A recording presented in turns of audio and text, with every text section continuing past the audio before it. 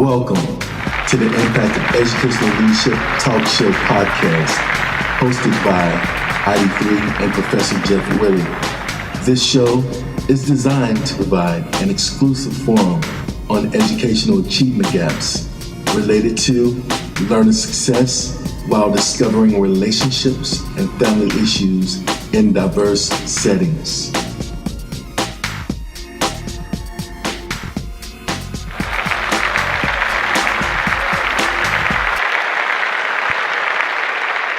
Welcome back to another episode of the Impact of Educational Leadership. This is episode 13, hosted by ID3 and Professor Jeff Willey. Tonight's panelist is Rick Bolay.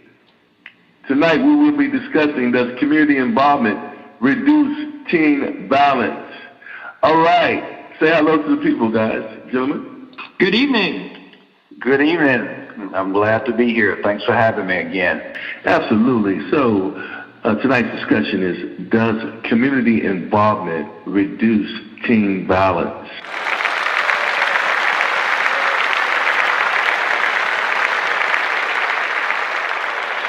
Because schools are the heart and soul of a community, educational leaders have a responsibility to bring the community into the school, as well as to make the school a part of the surrounding community.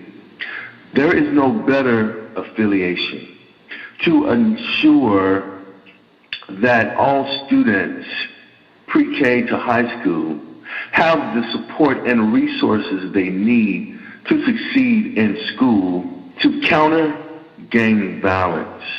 In the past, parent involvement was characterized by volunteers, mostly mothers assisting in the classroom or chaperoning students and fundraisers. Today, we have educators that use a more inclusive approach for closing the achievement gaps. The positive impact of connecting community resources with students and with their needs is considered one of the characteristics common to high-performing schools.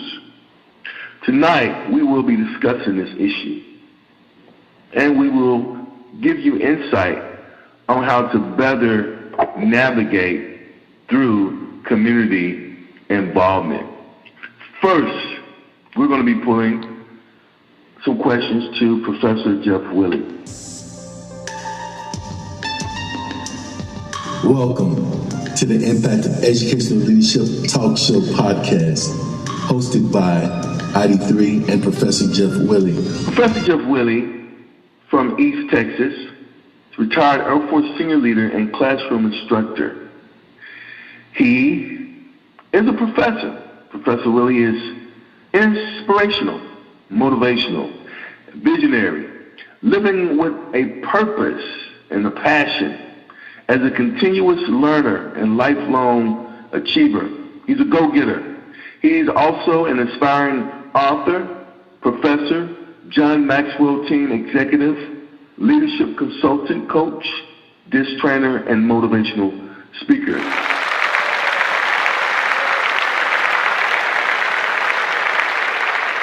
Awesome to be here with this particular topic, and hopefully I can shed some light and add some value on this discussion tonight.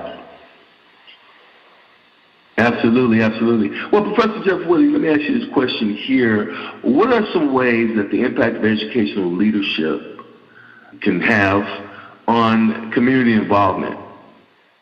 A great question, of course. I really appreciate you taking the time to research these topics and shed light to what's happening in our community. In your intro was the heart of what we're talking about tonight.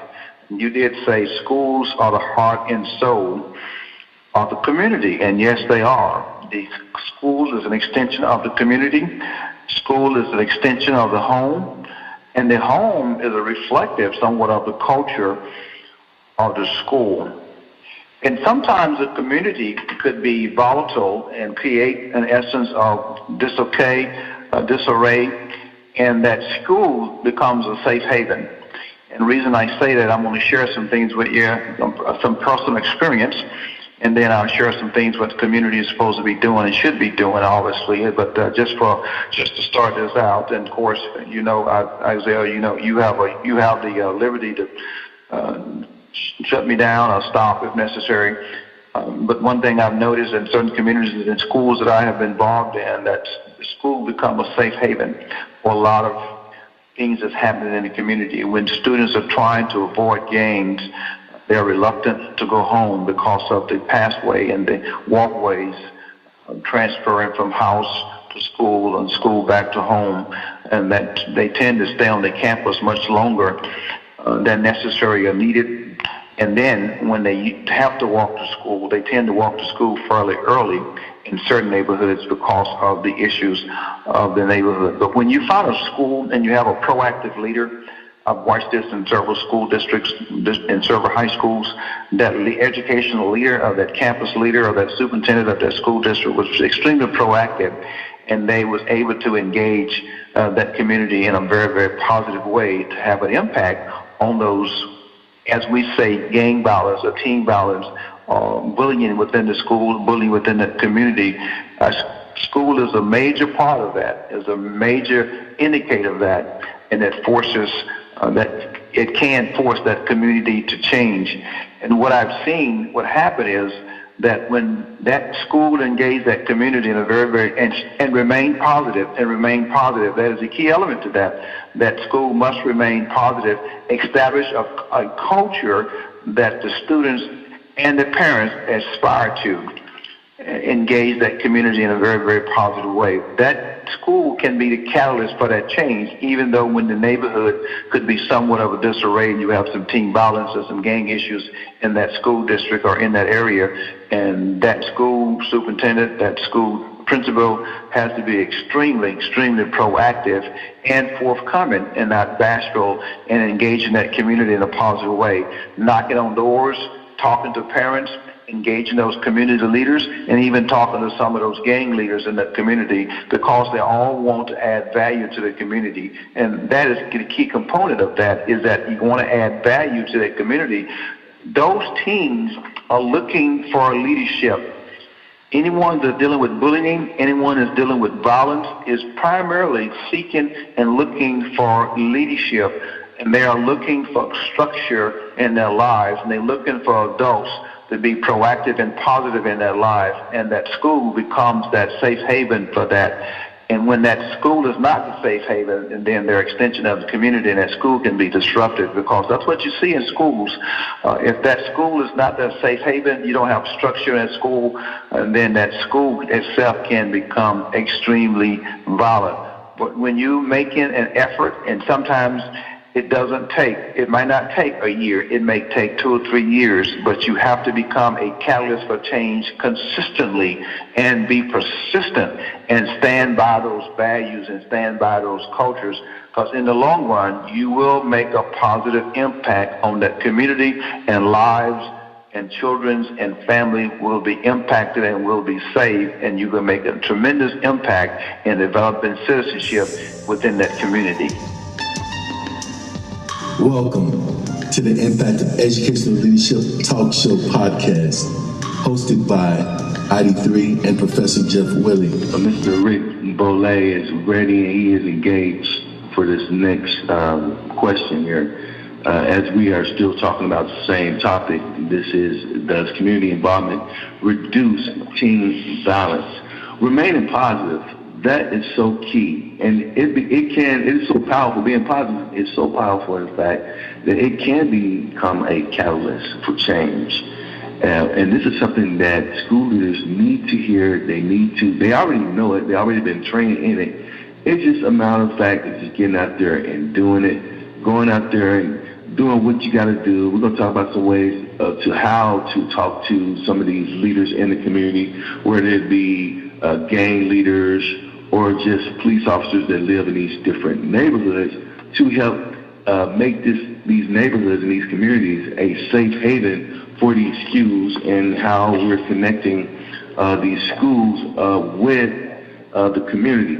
I'll tell you a little bit about Rick Boulay. Rick Boulay is starting his 17th year in public school education. He holds a bachelor's degree in science and music education from Indiana University of Pennsylvania and has a master's of science degree in educational administration and leadership as well. He is a orator, he's a speaker, and he is also a musician. He currently teaches music to elementary age children near Fort Hood, Texas. This is the Army installation, and he teaches there at the Killeen Independent School District of Killeen, Texas. He has performed as a musician with the likes of, some of you guys know these artists very well, like Johnny Angel, Eddie Holman, Tommy James, the Turtles, and even, yes, Chuck Berry. He is a founding member of the organization called the Alliance for Young Men of Bell County. He is the president of several organizations. He was recently selected as one of 15 members from across the state of Texas to participate in the National Education Association's Voice of Academia. Mr. Rick Boulay, please say hello to the people here. You make me sound really good. Thank you, and hello to everybody, and I am so happy to be here and partake and participate in this very worthwhile discussion. Absolutely, absolutely. Mr. Rick Boulay, so with that being said, what training do you recommend for parents and community stakeholders or people that invest in the community as it relates to effective communication? Welcome to the Impact of Educational Leadership Talk Show podcast, hosted by ID3 and Professor Jeff Willey. This show is designed to provide an exclusive forum on educational achievement gaps related to learner success while discovering relationships and family issues in diverse settings. Well, again, thanks for having me on, and and welcome. And I would first start by agreeing wholeheartedly with Professor Wiley's answer on his last question. And I totally agree with what he's saying, and that the schools are the key. You know, when you one of the biggest ironies that I see is when you see people that are longing for that back in the day small town community feel, but they don't really seem to understand what that means, because they just kind of put their heads down and try to make it through the day. But if you look at what those small towns were and how they still are in some cases, they're tightly woven communities that actively work together to help the town function effectively, right? And the schools are the linchpins of those communities. Our educators are the leaders in the school, and as such, they play a vital role in educating that future. As far as training, I'd like to take two of the words of that question and expand on it a little. Now, the words that just jumped out at me were partnering and communication. When you have a true partnership, it has what I call synergy in it. And synergy to me is what happens when you combine two or more things together and you end up with something that is bigger than what each of them could have done by themselves. But that only happens when you have true two-way communication. Right? The schools by themselves are limited. They can't not offer all of the needs of a community. But they can serve as a synergistic lens through which the school and the community can work together to provide everything that our kids need. In practical terms, if your school has a parent liaison, I would take full advantage of those programs and trainings that they can offer.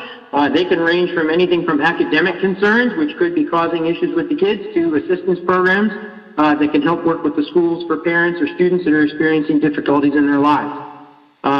Even though the emphasis has shifted somewhat from the chaperoning and assisting and volunteering in schools, if your school has a parent-teacher organization of some sort, join it. If they got a booster group of a school activity in an organization your child can be involved in, do it. Because those are groups that are also designed to be an interface between schools and the community, and they help provide for student needs. On the community side, I think people should take a look at first at what the biggest needs that their community has, right? What resources do they have to fix those needs, and what resources they must acquire or create to address them. And then they should establish relationships between those different organizations with the community and with the school or district. And when you do that, you're going to create that synergy for the communities to rise up and deal with their issues. And then they need to do the most important thing of all, and that's to take action. You pick an issue, and you dig into it, and you don't let go of it until you've completely dealt with it. And then you move on, and you do the same thing with that. Right? And because they naturally have their feet in both worlds, educators are like a perfect fit for this.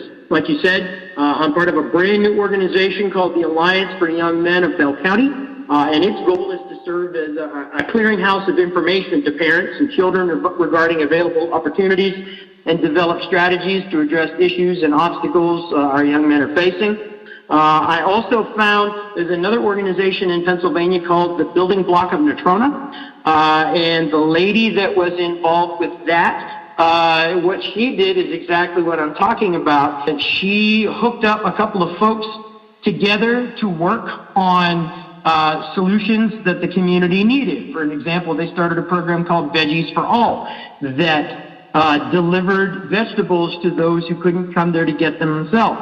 They started a program, called the Cosmetic Closet, where people can pick up donated personal care and hygiene items, and a summer snack program that they did at the park. All of these things, when you do it the right way and you work together, help lift everybody up, right? And that's the big key that it takes for this to happen, right? So, these are things that you can do. I'm also actually running for vice president of the Texas State Teachers Association, and I want to work to strengthen those bonds between the schools and the communities. Like I said, the school can't do it by itself, the community can't do it by itself, but by working together, we can get the job done. Mr. Bollet, I also like what you said when you were talking about partnering and having this synergistic energy where there's more than one person. And that means, one person may only be able to see it one way or through one lens or with one perspective, but then having a multiplicity or multiple partners, then different people can get to the same destination using different roads or different avenues or different approaches. I love that part of it. And then when you start talking about different organizations that are linked to that purpose of community involvement, and like Professor Willie so eloquently mentioned, that safe haven, well, then you have more eyes involved with making sure that the community is safe, and then that is the village. That is that village model. That's that village methodology, right? That we have heard all throughout our life. It takes a village to raise a child. So community involvement is just another way of, to me, it's just another way of saying it's a village. Welcome to the Impact of Educational Leadership Talk Show podcast, hosted by ID3 and Professor Jeff Willie. Professor Willie, what are your thoughts on that? Very, very clearly. Literally, I made notes, and just listening to him talking about the community involvement and all the things, those are the measuring stick that kind of highlight the fact that the parents are involved in the community. Matter of fact, your second question asked me to what are the evaluative effectiveness of family involvement programs and activities in the community.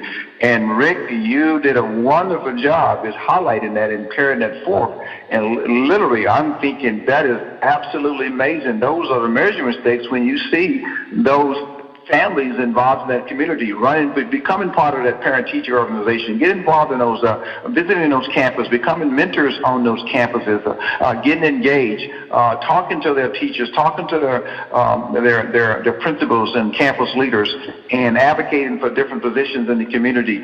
And teachers are advocating for different positions in the community. And Isaiah, you put it so eloquently when you said that the African proverb, it takes a village to raise a child, and that comes from an African proverb, but it's so true to that. And obviously, I came from a very small town, and one of the things that I remember is something happened at school, and I got in trouble at school, and by the time I got home, my parents knew about it. For some reason, they knew about it because that community, those are the eyes and ears of the community, those parents, those adults, and they were taking care of those children.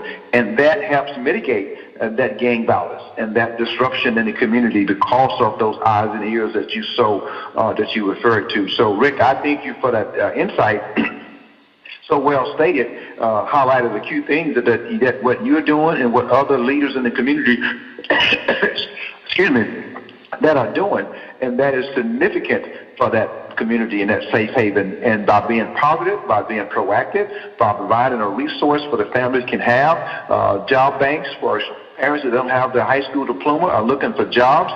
Parents don't have the high school diploma. You got GED programs for them. You got resume building programs. You got etiquette training. You got interview training, adding value to that community. And when you do that, you reduce a lot of that disruption and violence in the community, and you add in so much, and you raising that family, and that community is significantly impacted for a long, long time. That becomes a culture for that community, and that's the catalyst for that educational leader stepping up and being a major player in that community. You know, I actually love that, and I want to, you know how I am by now, I want to dig a little bit deeper, okay? But before I dig a little bit deeper, I'm going to ask this question to Mr. Bolay, and I'm going to ask the same question to you, Professor Willie, but I want Mr. Bolay to go first.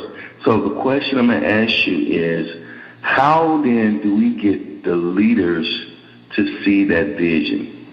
Then how can we get then the parents to see that vision? Because I believe that if they see the vision, right, and I'm going to say it a different way. Let me say it like this.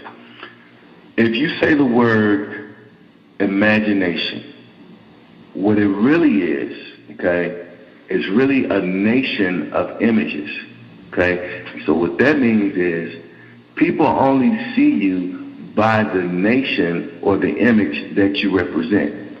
We're in America. We're represented by the flag, right? So people see us as Americans.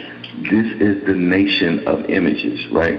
So a nation of image could be a leader. It could be someone that's militant, an Army person, an Air Force person, a Navy person. But it is how that person is branded. How can we get, okay, I know it's a loaded question, but Ms. Bolay, I know you can cover it, I know you can handle it. How can we get leaders to see the brand of community involvement more clearly? Well, I think you have to look at it in terms of how the leader looks at what they want to do, right? You have to look at it with the end goal in mind. And I'm reminded of one of my professors that I had at Duquesne, where I got my master's degree at. And he wrote a book called Lessons Learned from Grandpa's Garden. And it was stories all about his grandfather, who made a community garden out of one vacant section of property that he had. And he grew this garden, and the kids would come to watch him work. And he helped put them to work, and then he taught them life lessons while he did it. And one of the lessons that has always stuck in my mind was, and this is back in the day before the tractor had become very popular in usage. So they had the horse and the plow, or the burro and the plow. And so he hooked the burro and the plow up, and he invited the kids to plow a furrow. And they did, and of course it looked like a piece of overcooked spaghetti. So they had to rake the furrow out, and then he pounded a stake in the ground. Right? And then he said, now, watch the stake while you plow. And they plowed a straight line. And he used that method and that lesson to teach them that you have to set a goal. And you have to aim for that goal. And you have to keep watching as you aim for that goal so that you do it. Right? The other way, and I'll come at it from a totally different angle, is that they have to know where they want to end up, and they have to be able to get people to it. Right? One of my closet confessions, if you will, is that I like to read a lot of futuristic sci-fi stuff. And the reason I do that is that a lot of them are written by former servicemen and women. And they use a lot of the military maxims and lessons that they learned while they served in their books. And one of my favorite aphorisms that I found is from an author named Mike Moscow. He writes a lot under the pseudonym of Mike Shepard. And one of the statements he put in his books, and I'll read it to you now because I think it's important, and it says that getting to yes isn't just a process of reaching agreement. but often involves changing people's opinion of where they are and where they've been, right? So add to that another one that I kind of dreamt up, and it says perception requires contrast. I kept it simple. It's a paraphrasing of some Zen philosophy, and I know you're wondering where is he going with this? And I use this because I think that one thing that we as adults haven't done a very good job of is understanding that the children do have a choice. Even though it's limited, they still get a say in what they do. And if they didn't have a say, we could just decree that there'd be no violence and the problem would have been solved already. So we need to acknowledge that whether we want to say it or not, they have a say. And because they have that say, we need to understand that the roads that lead to teen and preteen violence are chosen because that road is thought or perceived by them to be their best option at getting something that they feel they want or need, right? Whether that be money, attention, or acceptance, they're going to gravitate just like every other human towards what they feel they need to do to get their needs fulfilled, right? So that's why, as leaders, we need to be able to not only see that vision and see that stake that's pounded in at the end of the row, but we also need to have an understanding of how we're going to get there and how we want to convince them to go that way, because there has to be alternatives for our young people to choose from that are better options than what they currently see, and Professor Wiley kind of touched on that. And if you're not going to offer a viable alternative that gives those children something of worth to them, there's no amount of education or talking that's going to get them to yes, right? You've got to give them programs that contrast the choice that's the bad one. Otherwise, they're not going to perform any perception other than the one that leads to violence. So you have to give them that viable alternative, that reason to go to yes. And Mr. Bolle, you know, you keep saying what I keep hearing, and that's the why. You keep talking about the why. Yes. And could you tell us a little bit about the book? Oh, yes. I refer to a book. It's a very strong book and one that really will change your mind and your thinking. It's called Start With Why. It's by an author named Simon Sinek, S-I-N-E-K. And if you look online, he did a TED Talk about the why. And without getting too much into the physiological and biochemical parts of this, your brain is wired more strongly in terms of emotion than it is in terms of reason. And the why allows you to access both the reason centers and the emotional centers. So if you can give yourself a good why, right, and describe why you're doing something, that's something that's going to not only resonate with someone's reason, but it's going to resonate with them emotionally as well. And you have a better chance of not only getting the message across, but having it stick and really make an impact that can change someone's life. Okay. Now, Professor Willie, okay, yes, and I don't know why Mr. Bolle keeps calling you Professor Wiley. I don't know who he's because talking I know about. two people named Wiley. I'm sorry. Welcome That's to the Impact of Educational Leadership Talk Show podcast, hosted by ID3 and Professor Jeff Willie. Now, I worked on your name, Mr. Bolle. Okay, you beat me up, you hammered me, and I'm not gonna let you beat up on my co-host. No, okay? that's my bad. That's not gonna happen tonight. There's lots of practice. And I have two friends, like I said, that are named Wiley. So when I look at that, I'm thinking of my two friends and I go Wiley. So it's completely unintentional, but they're both fabulous people. So I'm mispronouncing it with the absolute best of intentions. Best of intentions. So I'm glad to be your friend. It's an honor to be. Likewise, sir. Yes, sir. And you have just touched on a lot. And I'm going to try to keep it simple, Isaiah, and just give some epithets I think that are very, very relevant and pertinent to this about a vision. The key word that I heard Rick say was why. That is that has to be at the forefront of everything we do. What's our why? And I think, Isaiah, you've heard me say that quite a bit. I use that quite often, and especially when helping with teens. And then also you have to get those. As a leader, our responsibility is to cast a vision. But people don't buy into a vision until they buy into you. And so you got to always ask for the heart before you ask for the hand. You have to be able to touch the heart of a person first, because you're not going to change their mind until you change their heart. And they got to have a reason that why it's going to come out of their heart and their desires, because the mind's going to follow what's heart. And so, yes, the thought's going to be there.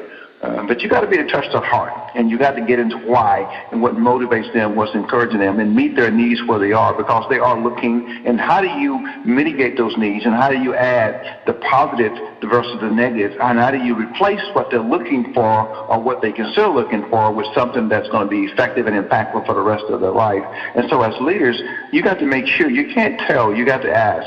When you ask in young men, because young men and women, they need to ask, and they have a say in what their future is going to look like. And you got to ask them, what is it that you would like for your future to look like? I would love to use one of Stephen Covey's quotes, and it says, begin with the end in mind, and then it goes back, putting first things first. Begin with the end in mind. What do you want to look like 5 years from now? But when you're dealing with teens, sometimes it's hard for them to picture 3 or 4 years ahead. If you're talking to a freshman, it's hard for them to see themselves as a senior. So you got to meet them where they are as a freshman. And what do you want to do when you get out of your ninth grade class, your ninth grade year? Obviously, you want to go to the 10th grade and be a sophomore. And then you start a building block from there. And you got to walk them through that steps, because they don't have the intellectual capacity most of the time to get there unless they got an environment at home that's fostering that very early in life. And if you don't have an environment at home that's fostering that very early in life, we as educators, you got to touch their heart right then and there. And then they'll buy into your vision and vision for them as well, because sometimes they don't have a vision, and you got to start help them develop that vision within their heart, within their mind, and where they want to go. Because if you ask them the question sometimes, what would you like to be when you grow up? And sometimes you get that deer in the headlight look, and then sometimes you can get a qualified answer.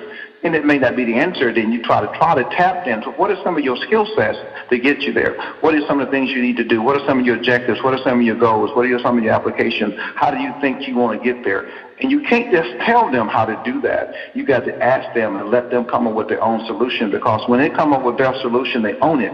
And when they own it, they're most likely to, what I call, implement it. But when you own it, and you tell them, then you still own a responsibility. You're responsible for getting them there, and they must own their own ability and own self-worth, because their self-worth is attached to that, and they must facilitate those steps to get there. You guide and coach along the way. As they fail, you encourage. As they fail, you encourage to get back up and give them that grit and fortitude to rise above those current circumstances. But you can't be that enabler and tell them, and you have to guide them and coach them. And so always have that vision, to help them with that vision, and always touch a heart before you ask for a hand. And you got to show, what does the end look like? Begin with the end in mind. Now let's go back and just how we're going to get the first things first to get there.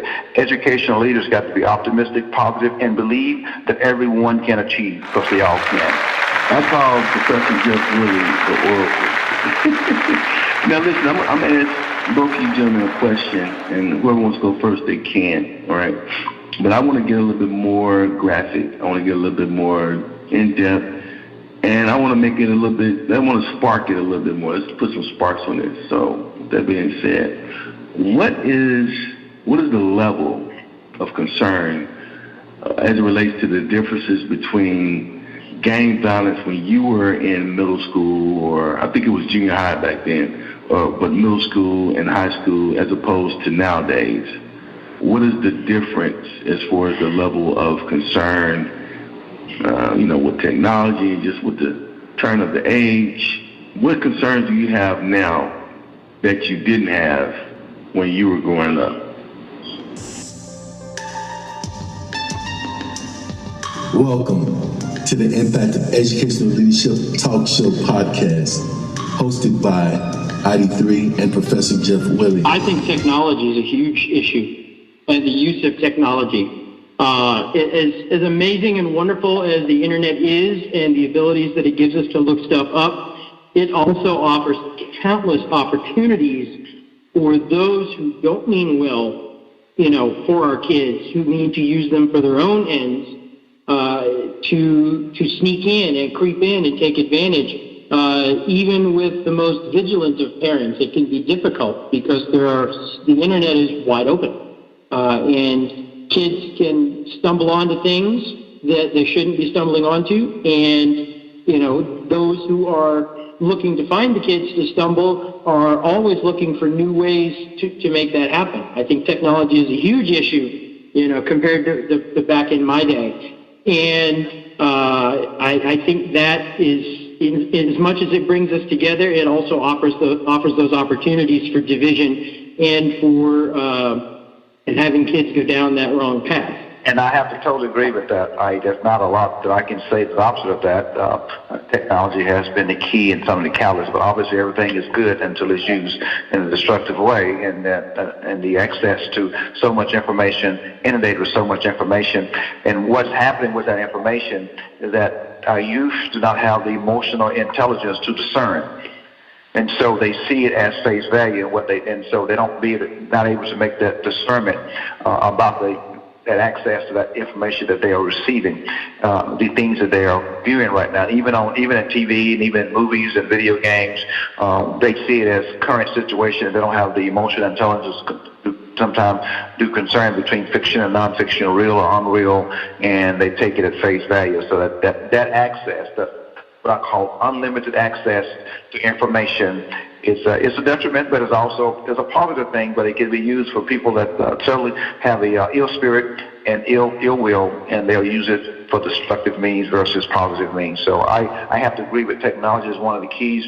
There's a book, I can't think of the name of the book. I need to go to my library and take a look at it, but it just came to my mind right now. It's written by retired Army Lieutenant Colonel, and it titles "Stop Teaching My Kids to Kill." I might be quoting that title incorrectly, but I know it has, I'm paraphrasing that title, and it talks about all the different things that our youth have access to right now through video games, through technology, and it's causing some destructive behavior because lack the emotional intelligence for discernment. They don't have the wisdom to be able to even navigate that and understand that the impact of what they're seeing, and then how it's changing their perspective on seeing reality versus fiction.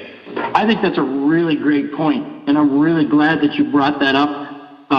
Because when you look and you understand that even though children's physical bodies are maturing earlier than they have ever, mentally and emotionally they're still not maturing until between the ages of 18 and 26, right? And so you see when they get introduced to that stimuli, just like Professor Willie said, I got it right now, you see that impact that they have, and you understand that the children are really vulnerable at this time, and these folks are trying to take advantage of that. And it gets worse when you consider that many of these young children in the teen areas also have younger brothers and sisters that watch and that emulate without even understanding what they're going on, but they form those habits, from watching their older siblings and what they do.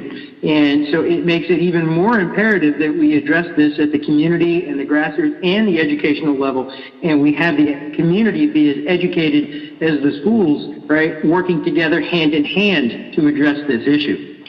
Gentlemen, we are out of time. With that being said, you guys give us a takeaway. Who wants to go first? I just say this was absolutely wonderful, and it was great because of Mr. Lole. Thank you, sir, for adding so much value and bringing so much information and worthy, impactful, value-added information to this discussion tonight. I learned a lot. I learned just listening to Mr. Rick talk. So I appreciate you, and I value what you bring, and I certainly would love to stay in touch with you in the future. I would welcome that, and I'd like to thank you for what you brought to the table as well. I thought it was, I'll use one of my own words, a very synergistic conversation. There was a lot of good give and take and back and forth and adding on to each other's ideas, and I certainly hope that we were able to make something in the end that was bigger than what any of us brought to the table tonight. And again, I appreciate the opportunity to be able to come on and talk with you folks tonight. Absolutely. Well, all right. We want to thank each and every one of you listeners for tuning in for another Impact Education Leadership. This is episode 13. All right, good night. Welcome to the Impact of Educational Leadership Talk Show podcast, hosted by ID3 and Professor Jeff Willie. This show is designed to provide an exclusive forum on educational achievement gaps related to learner success while discovering relationships and family issues in diverse settings.